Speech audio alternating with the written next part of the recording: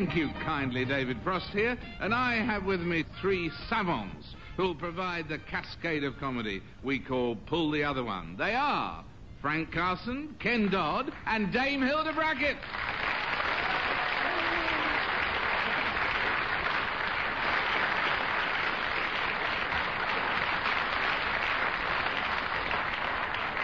Our other contributors, of course, are people round the world who've heard of odd situations and odd predicaments. For instance, the curious case of retired Army officer John Rogers. For 20 years, he employed a servant whose main task was to knock on his bedroom door at 6 every morning and enter with a message. Immediately thereafter, Rogers would go back to sleep again for another 3 hours. Now, that sounds odd, isn't it? What was the explanation? Well, Captain Rogers' morning call stemmed from his long years in the Army as ADC to an insomniac general. The general rose at dawn every day and, needing someone to nag and get at, would send his Batman to rouse poor old Captain Rogers with the words, "General Page wishes to see you at once."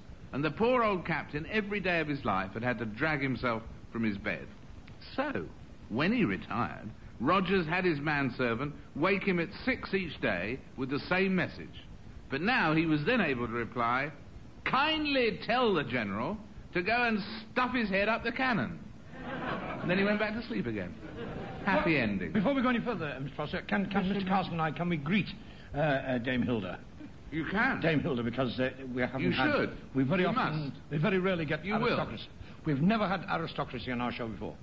Dame Hilda, welcome. I am delighted to be here with you. When we, Mr. Carson and I passed through your little village, what a truss, something to do with the truss. Stockton Trestle. Ah, yes, Stockton Trestle, yes. And you were having the garden fete that day. So we were indeed. Thank you for the pot of jam.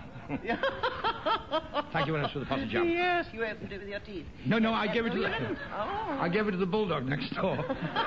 And he opened it with his teeth. Yes, I see. Yes. Well, he can't get his teeth open, actually. I think it's a very lovely day for us on Pull the Other One, because if you remember, Mr. Frost, it's the first time we've had a lady on the show. Indeed. A titled lady on the show. Indeed. Although I could use my title if I so desired. What's your title? My title is NW... Not the one the woman next door calls you. No. It's NWYWWAHBE.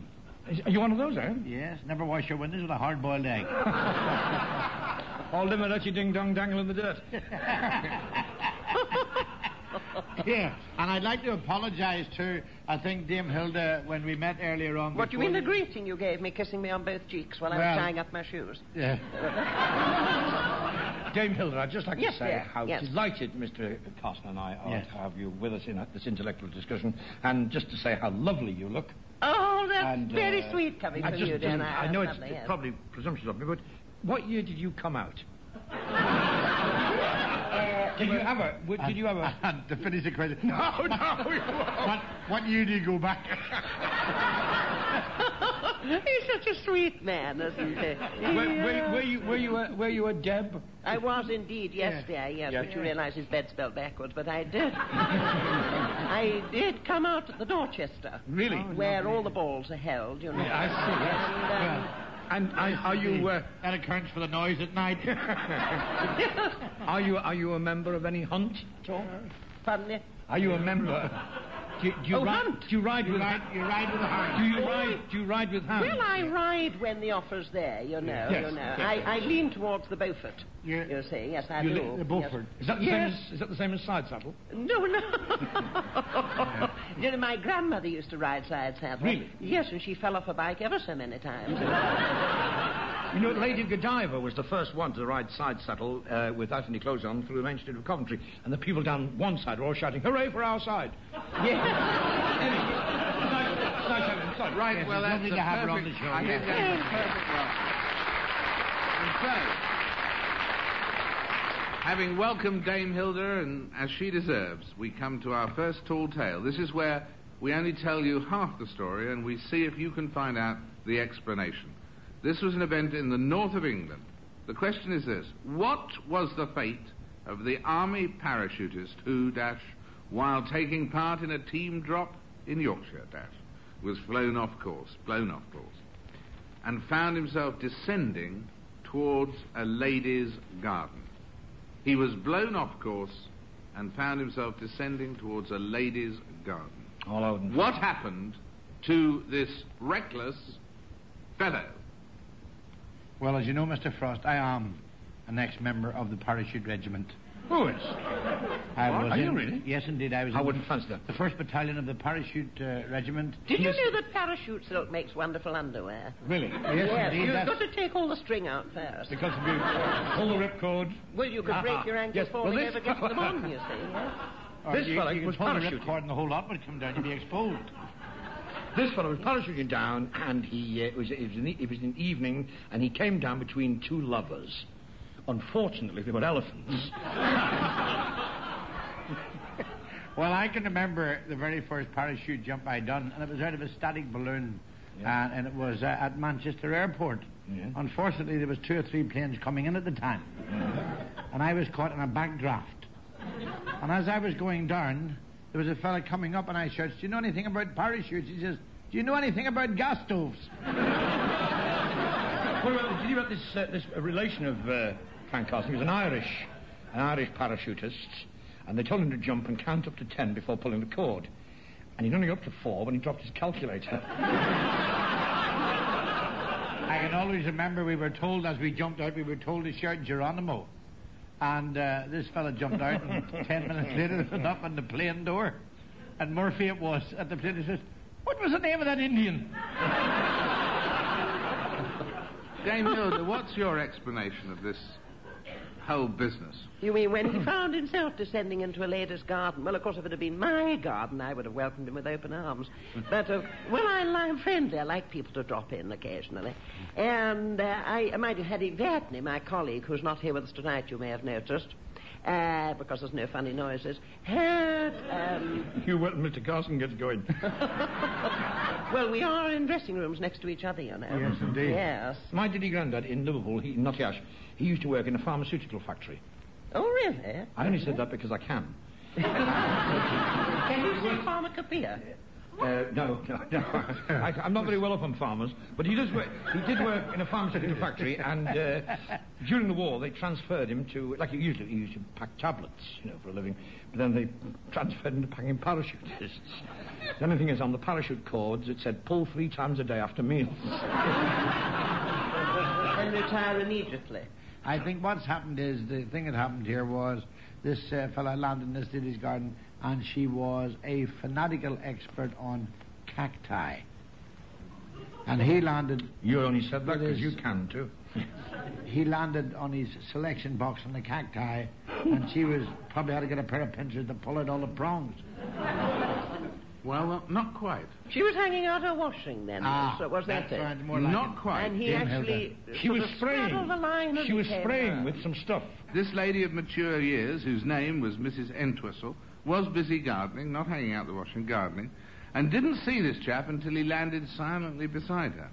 However, when she noticed the unexpected intruder, it reminded her of all of her wartime fears of Nazi paratroopers. Yeah. Oh. So she hit him over the head with a spade. And then said, "Good heavens, my man, what time do the atrocities commence?" Peggy Ashcroft knew you do an impression of her.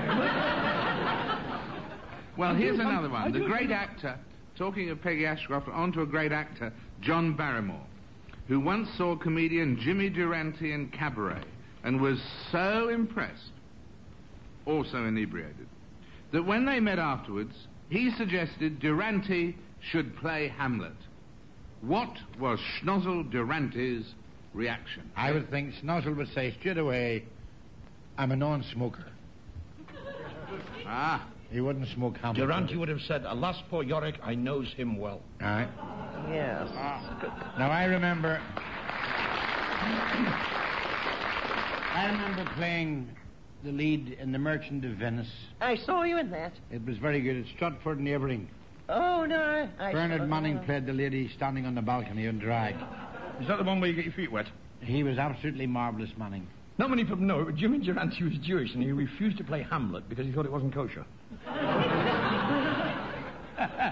Dame Hilda, I'll what do never you forget. think? I'll What never do you forget think? the first day I gave forth with a magnificent Shakespearean soliloquy. Actually, you were People in were Shakespeare. amazed. I was in a chip shop at the time. I saw you as Malvolio with your cross garters. Yes, right. I remember. In Liverpool, wasn't it? Yes, it was. Yes, I remember you were You there. played the part of Shylock. What do you I've remember? lived it I ever like since. Mr. Dodd, you mean, as Malvolio? Oh, he was excellent. Yeah. He held that stage. Well, because I was only about 9 in the audience. And he held that stage. We both were thrilled, you Well, know. all you have to say is gadzooks, not socks. Yes. I doth. Frank Carson once turned down a role at Stratford, didn't he? That's true, yeah, He was but in the the hard station role. buffet at the time.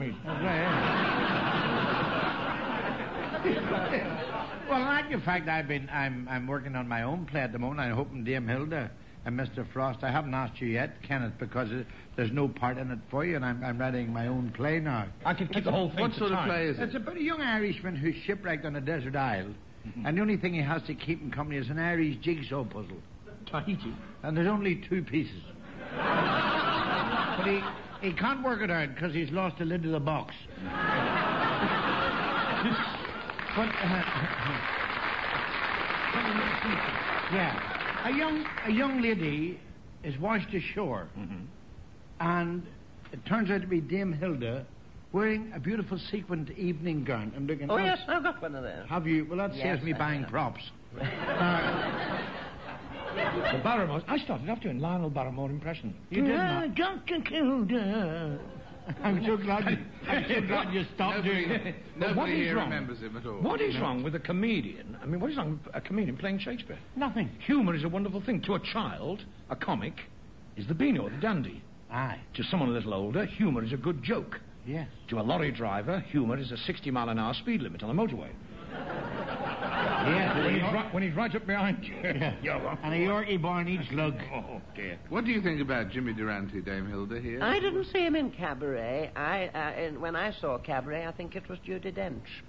Cabaret. Yes, Was Jimmy Durante in that? but I didn't see him in it. John Barrymore was in Cabaret. He's doing It was lovely. I remember, you know, a lot of people didn't know. Me and my piano, the other day, wah, wah, wah. Umbriago! Well, Everybody's trying to get in on there. Who's that music? had I up there? known there was going to be music here, I'd have brought my mouth organ. Well, friends, Jimmy Durante's response, in fact, to this was simple. When he was invited to play Hamlet, he said, "To hell with these small towns, I'll go on playing New York." I read in the paper the other day that Dolly Parton wants to play Juliet in Romeo and Juliet. She can't act, but by Jove, can she hang over a balcony?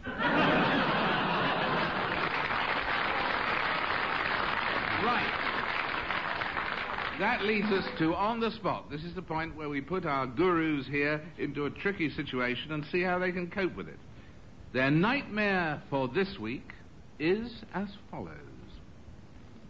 You put off an unwanted guest by ringing him a week before his visit and telling him that you have a serious and highly infectious disease which will keep you in bed for a fortnight.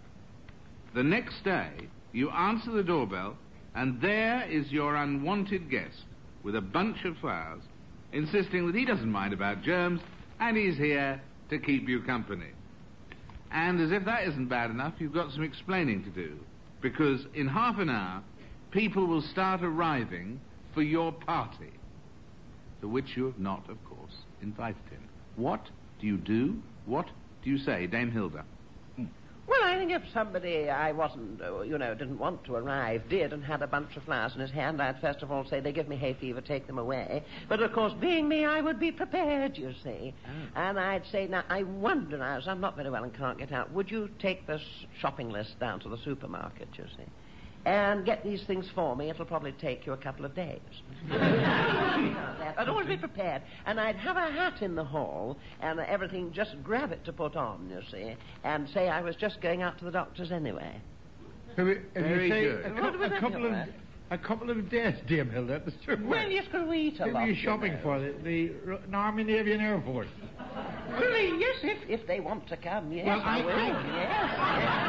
And the GPO, I don't mind who comes. I like company. People dropping in off that parachute, you see. The GPO never comes. Well, Well, it mentions germs here. Germs, yes. Germs. And I know that Frank Carson is the only man in Britain who thinks that Harpic is one of the Marx brothers.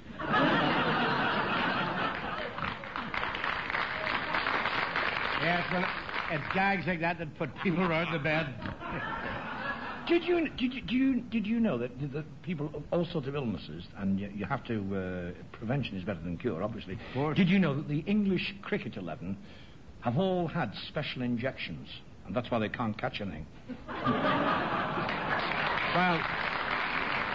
actually, Dame Hilda really cut out of the box very quick, because she had exactly the same thing. If I seen this person come to the door with a bunch of flowers, I would kick up such a and say, "How dare you come here? That's how I caught the disease, and you know that, and you're trying to make me worse." Nobody can make you worse, Frank. No. Not me. No, I was speaking in the third tense. I think you've done very well to survive all these years after your mother's accident. I think I really do. Well, please don't bring it up here. No, I don't want to, Dan. I would never mention it, but I just think that all credit due to you for fighting your way through it. Yeah. I mean, your mother ironing her curtains and fell out of the window. I think that was awful. You've survived it. Well, it was worse than that. She was ironing the curtains one day, and the phone rang, and she burnt her ear with the iron. But I would think as well,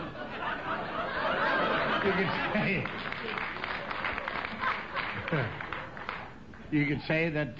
doorbell rings. A doorbell rings. The unwanted guest is there. With the flowers and say, and you get tell away him, with this. you tell him you've got some highly infectious disease. What's the disease called? It's called... I know. It's called consibricitis. It's a dreadful disease because you can eat, sleep, and drink, but you break out in the most horrible rash the moment anybody mentions work. Well, that was like a friend of mine who had consibricitis. Oh, no. Yes, Do you know indeed. that? And he had that when we were in Egypt. Did you? Yes, it was terrible. Of course, it was working with the British Army, you see. Well, there's That's no... how she got it. As But you she know, left her raincoat off. There was no known... There was no known cure for this. This person comes to your front door and you don't want to see them. What do you do? Well, you don't open the door. If you open the door, you're going to see them straight away, aren't you? You've got to open it. You could pretend to be somebody else. You could say, you could say you're Dame Hilda. You could say, "What are you doing at number 11 Downing Street? Don't you know I'm Nigel Lawson?" Say it. Do Nigel Lawson. Right. What? Who are you? What are you doing here, man? I'm Nigel Lawson. I'm now... That's Wilfred Lawson, isn't it? Yes. I'm now for Snozzle Durant. Well, I think the best answer we've got there is just don't open the door. That way yes. you won't see him at all. And so it's time now for Agony Aunt's time. Ooh. This is where these three wise folk will give advice that will heal a troubled nation. And the first letter, in fact, comes from a young man in Portsmouth, recently married, and up against a problem. Ooh. He writes, "On the first night in our new home, my bride served me a beautiful piece of plaice with all the trimmings. I congratulated her and said it was my favourite dish. As a result, she's given me nothing but plaice for the last 3 months. Now I'm sick of it. How can I let her know it's time for a change without hurting her feelings?" Dame Hilda. Oh, Dame Hilda, yes, go on. Well, speaking of the capacity as an agony aunt, which I do on What is your occasions- capacity, Dame Hilda? Oh, you're about... 10 pints. Oh, no, not quite that much, Deb, but with 6 shots. And a rubber sheet in the bed. Now, I'm not from Ireland. I see. Now, In Ireland, they don't have rubber sheets. in Ireland, they don't have sheets. They don't have beds either. Fish can be very nourishing, whether you're on your honeymoon. Good for the brain, you know. Fish make brains, brains make money, money helps buy more fish. Fish is good for the figure. You never see one wearing corsets. It could sustain this man through many years of marriage. I went on a fish diet once, and I had mussels every day, and it improved my muscles. So next week, I'm starting on cockles.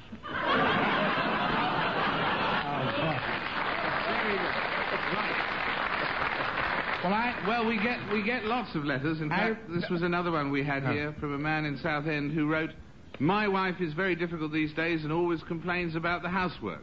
This is very unfair. as I do it the best I can. However, let's move on to the next tall tale, friends. Yes. At a car assembly plant in Melbourne last year, there was a fracas between two workers. One was knocked to the floor by the other, and the whole assembly line came out on strike. Just another day in the car industry, you might think. But what was unusual about this incident? Anybody who's got a Skoda. A Skoda. Skoda. Yeah. Do you know how to double it in price? No. Fill it up with petrol. Well, that was my favourite way as a boy at school. We used to bring our Skodas around. Of course, they'd only two wheels. You used to put one foot on, hop with the other foot. They were great little Skodas. You used to work at a car factory once, didn't you? Yes, I did indeed. I worked that very factory. In fact, that's how you got your famous catch prize. I was one of the men that put on the wheels at the very end. There were only two of us who put the wheels on out of the plant of about 180 people. It must have been you then. It makes those Robin Reliance. Yes. So they've only got three wheels. You know that? Yes, we made the turbo edition of that. One of the lovely things about working in the car factory was, and one of the great men was Henry Ford, whose great quotation was... There's one behind every bed we sell. I can make you any colour of car as long as it's black. And I remember ringing him up and I said, Mr. Ford, is it true you can make a car in 3 minutes? He said, yes. I said, I bought it. Dame Hilda, what do you think happened in this particular fracas? Maybe there were two women, you see, or something in this car. Now, yes. Possibly. Am I on the right line? Yes. Well, not... And being in Melbourne, I was in Melbourne recently. Lovely place. I prefer Adelaide, but Melbourne's very nice. I know a fellow who works at BL. He just bought himself a seaside donkey to take him to the motor factory every morning. Just the thing, he goes 100 yards, then turns around and takes him back home again.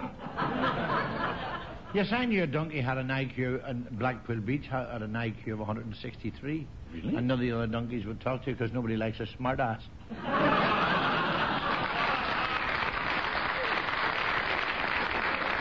I believe this year, instead of the donkeys at Blackpool, they're going to have camels at Blackpool. Camels on the beach at Blackpool. What is it? I said, what did they give them? Oh, he said half an hour for lunch, the same as the donkeys, you know.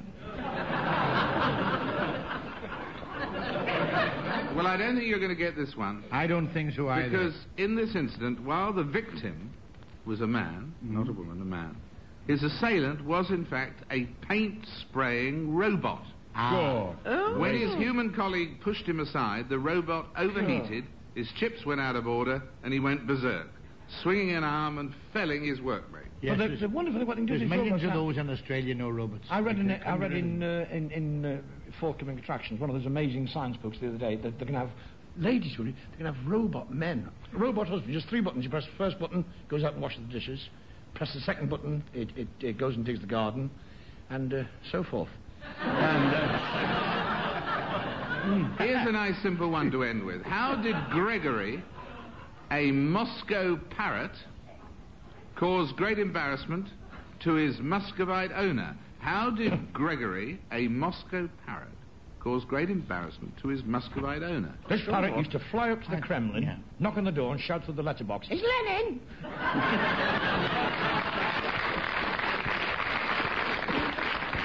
Or he used to knock the phone off the hook, dial the doctors and say, "I've got a touch of the Trotskys." No, I would think this part would be a very mischievous part. It would actually go up to the Kremlin and do impressions of Ronald Reagan. I think this wasn't a parrot at all. No. It was a starling. They were KGB. Yeah. Keep going, boy. It was a starling. Starling, yeah. And it was in disguise, because in Russia you're not allowed to mention starling, you see.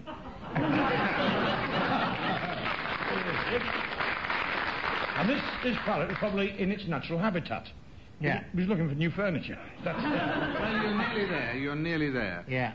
Gregory, in fact, made trouble for his owner by escaping. That's what the parrot But did. in Russia, you see, most words end in off. They do, yes. They did, because I played there and I've never been back again. They told me in Russian, they told me to go. And then they ended in off as well. You tune into Radio Moscow now, they've got pop programs like, "Listen, do you want to sell a secret?" I heard it through the salt mine, the red grass of home. I'll make love to you in the hen house if you'll only egg me on. And that was an old Russian song, translated from the Skalsky, what's called a Skalsky. Right? This parrot used to feed himself. Yes. He used to suck the seeds, and you know Russians don't like anybody who sucks seeds. No. Well, in fact, what happened was... It was an Arthur Scargill impersonator. Said it was a minor bird. Now, what happened was that Gregory, having escaped, was recaptured by a stranger, handed to the Moscow police. The bird kept shouting not only his name and address, but also a series of anti-government slogans. I wasn't too far wrong, Mr. Frost. Not bad. Anti-government slogans, that's the way to do it. Anti-government slogans. Well, there was a lovely story of the parrot who was told to look after the house, you know, and the coal man came. Yes, it's good, this one. Yeah, so there you are. Well, there you are. So I know that everybody out there listening to the program knows it, so why should I tell it?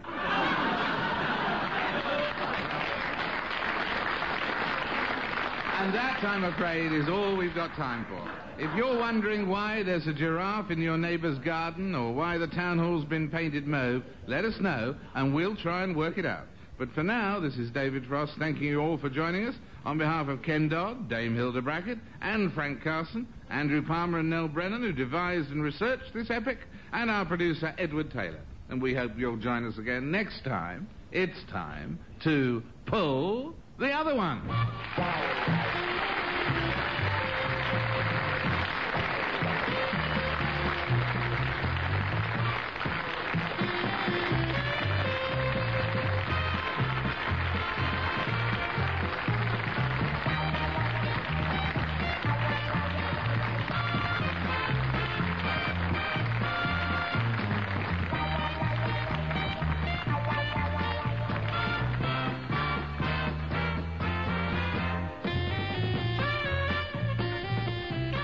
And you can hear that episode of Pull the Other One again at lunchtime on Saturday, at 1 o'clock, here on Radio 2.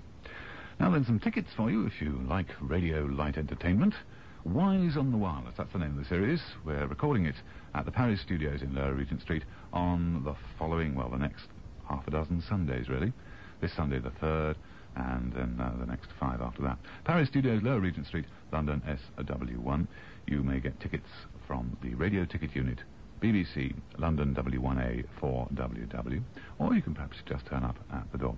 Paris, you're not quite sure exactly what the time is, actually. Such information is not handed to me at the moment. However, Paris Studio, Lower Regent Street, send off for some tickets, and I'm sure they will let you know all of that.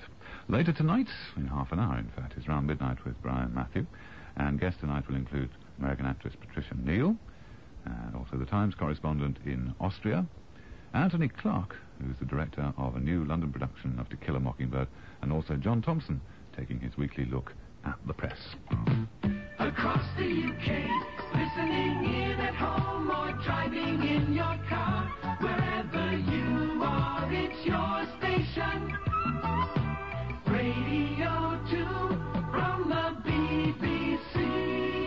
Just after 10:30, time to join Nick Jackson with Star Sound Cinema.